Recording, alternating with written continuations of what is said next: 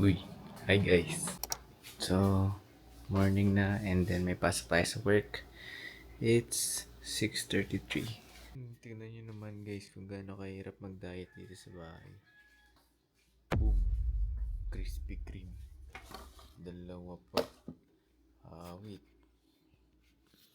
Paano magda-diet, boss?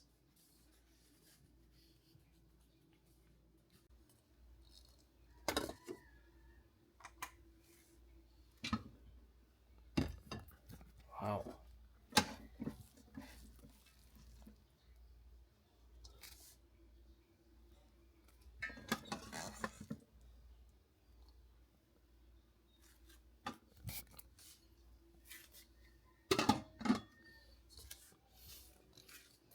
Ganyan lang ang konti kakanin natin guys.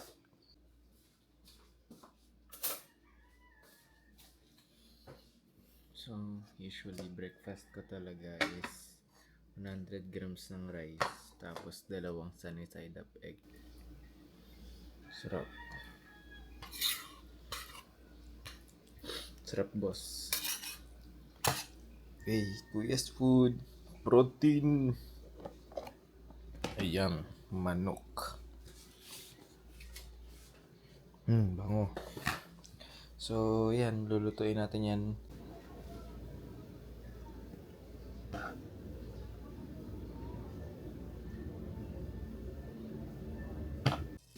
So, yan. Habang niluluto natin siya, i-prepare muna natin ang baunan.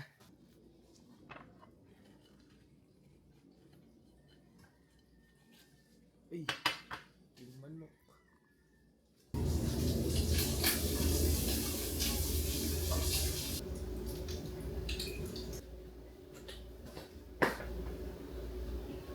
Sa mga gustong magpapayat, nasa calorie intake pala talaga ang fat loss tsaka weight loss. Kasi tagal na ako nag-gym pero napansin ko dati parang wala namang epekto. Parang araw-araw nagte-train tapos di naman pumapayat, di nga rin lumalaki yung katawan ko. So nung na-expose ako sa proper meal prep talaga, sa tamang kakainin, dapat protein intake mo, tapos calorie intake, dun mas gumrabe yung progress natin sa gym. Kasi nandun talaga yung muscle building eh. Sa gym, tinitear up mo yung muscle mo. Tapos sa kitchen, dun mo mabibuild up kasi sa kinakain mo. Ang pinakamahirap na part talaga sa muscle building is yung pagkain. At yung disiplina. Kumain. Krispy Kreme, chicken. Krispy Kreme, chicken.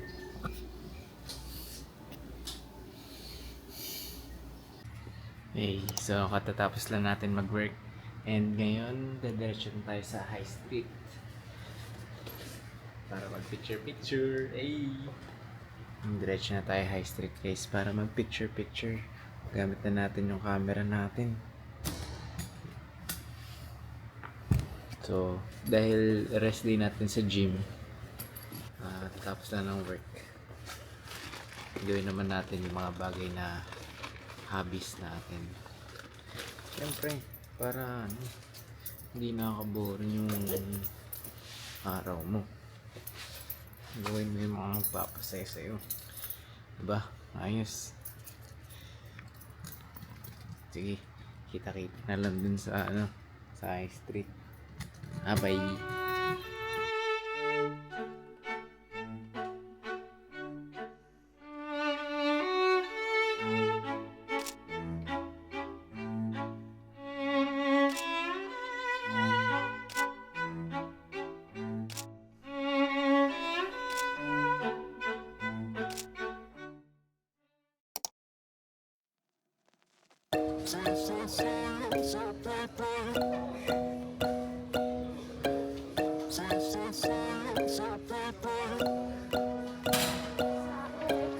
Red eyes, strobe lights moving across the walls. You're looking like a movie star, but I don't know just what you are. Seems like your time to be on the floor. You're looking for a kind of queen, the baddest one you've ever seen. You're shining bright as crystal.